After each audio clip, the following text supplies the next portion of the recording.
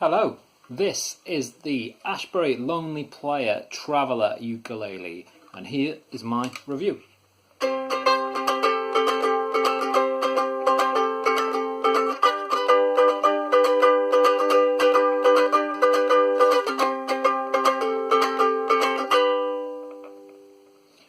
So that's a really quick sound test, but I'll do a little bit more later on in the review so you can get an actual proper listen to some finger picking and a little bit more strumming. So this unusual looking thing, I found it via a review from Barry Maz from Got a Ukulele. You should definitely check out his video reviews. His reviews are brilliant. He showed this one on his channel and I really liked the look of it. His review wasn't amazingly favourable, particularly on sound, which you might have kind of gathered already from listening to me play it a minute ago. But there was something that I liked about it, and so I bought one, and it cost me £45. And so far, it's been okay. It's been okay. So let's get to it. Let's have a look at the thing. So one of the reasons I bought this ukulele is I was after something that I could play a little bit quieter.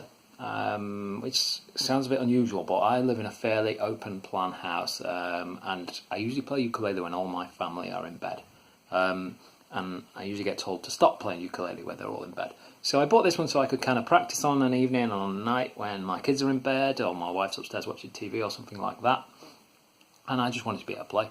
And it is quieter than most ukuleles, and I quite like its portability as well. It's definitely unusual. Obviously there's no headstock. It's strung completely backwards, so the tuners are down at this end, which is a little bit unusual, because even though I'm well aware of that, the first time I went to tune it, my left hand went for something that doesn't exist. For the large part, this design works. One thing I do have a problem with, and you might be able to, I don't know if you can see that on my arm right now, but it isn't necessarily the shape of this kind of piece that is there to protect your arm. It's the strings. Where the strings are chopped, they just stick into my arm all of the time, and I come out with all these wounds. I've got quite a lot. You probably can't see on the camera, but my arm is spiked to death down here.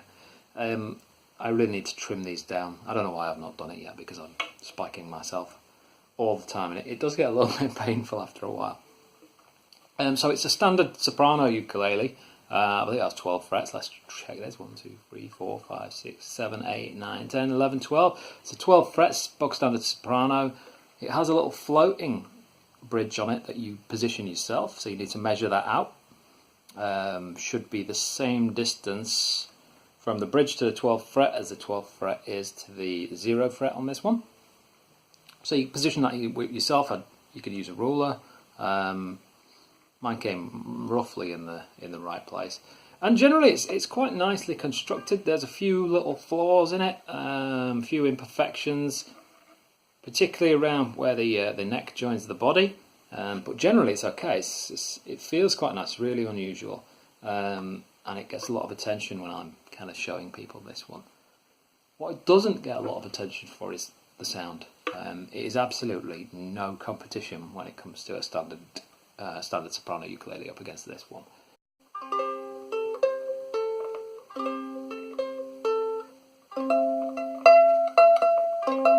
So it's okay. I'm willing to let the sound go a little bit on this one, because I didn't buy it for its supreme sound quality. It does have the standard strings on, of which I do not know what they are. I have been on Ashbury's website. For some reason I can't actually remember what I found out on that front. I would imagine it's because it didn't say. Whether I would put some other strings on this, I don't really know. I'm not gunning for the best sound quality in the world out of it. Like I say, I have a bit of an unusual need for this thing, in that I wanted something really quiet. If I'm honest, I would have preferred it to be completely solid. I just want something really quiet, and you can actually get a bit of volume out of it if you really play it quite loud.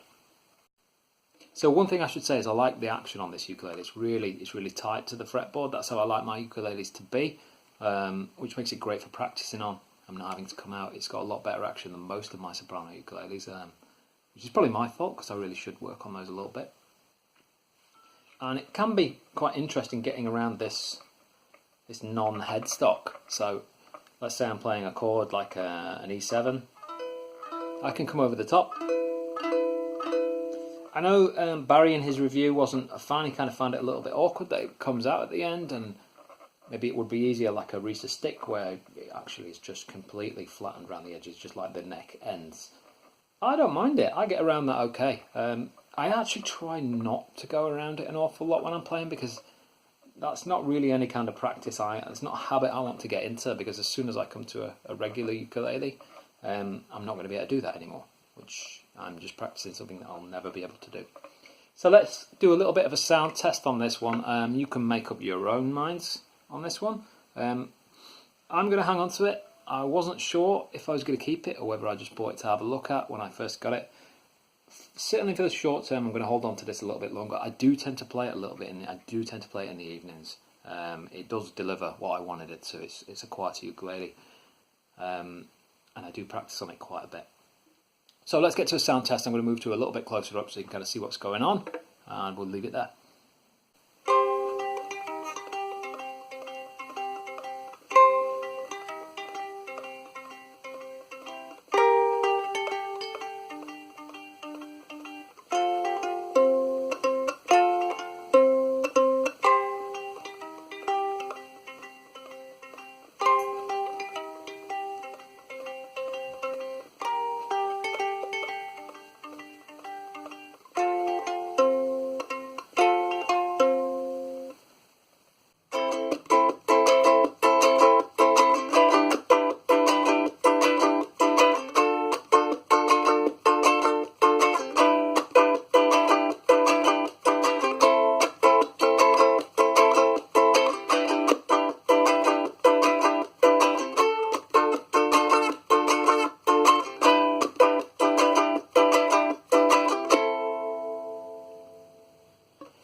So you've heard a couple of little sound demos of the Ashbury Lonely Player travel ukulele, and like I say, I'm openly admitting it's not the best sounding ukulele you will ever buy.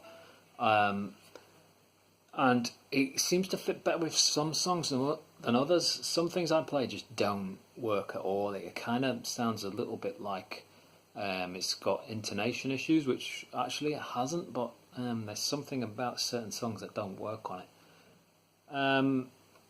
So if you go in expecting a brilliant sounding ukulele, you're going to come out pretty disappointed. If you go in knowing what you're going to get, which is exactly what I did when I bought it, Barry was very thorough in his review, and I had a good idea that it wasn't going to be the best sounding thing in the world, but I could play it, and I could hopefully have a little bit of fun with it, and that's what I got. And at £45, that felt priced about right for the construction of this thing. I'm pretty happy with it. There's certain things it doesn't do on sound, and there's one real bugbear I've got with it, which is there's no markers anywhere on the thing. And I don't realise quite how much I depended on fret markers until I started playing this. And it's fine when I'm down below fret 5, but as soon as I get up to 7, 8, 9, something like that, I lose track. I'm always a fret out. You'll see me often trying to play a C chord up here. I'm amazed I actually got it that time because I'm almost always a fret out. There's no markers on the front or on the side, so I've got literally no idea there. The arm thing's a problem. My arm's actually quite sore right now. Sounds not the best, but I can deal with that for what it is. And generally, I quite like it. It's a nice thing. I wouldn't mind it, and Baz said this as well. I'd like it if it was electric. That is one thing that I did want, and probably the only reason I might get rid of this is that I want something that I can practice quietly and potentially is electric, and the Reese's stick is probably jumping out at me on that front, although it's a hell of a lot more expensive than this. Have a look, £45, Ashbury Lonely Player travel ukulele. I got this in Hobgoblin Music. I actually picked this one up in the shop rather than buying it online. I'm not sure if they're available in America. If they are, I'll put a link or something like that in the description so you can check out where you can get one of these things from. But give it a look. I'd say if you can, give it a try first. It's probably a little bit of an acquired taste. Some of you won't get on with it at all, and some of you will like it. They have mixed reviews to date. Mine's in the more positive camp, and give it a whirl. Try and get out, give one a play, see if you know someone that's got one. I'd recommend testing it out first before you actually commit to buying it, which is what I did in the music store. I also checked out the reviews that I could find. Again, I've mentioned it a couple of times already, but I'd check out Barry Maz's review as well. He's way more thorough than I am. I'm a little bit more, does it sound okay? Does it play? Does it hurt? Anything like that. Baz goes into a lot more detail than I do, and I'd always recommend checking out his reviews and give his channel a subscribe to. He's a good guy.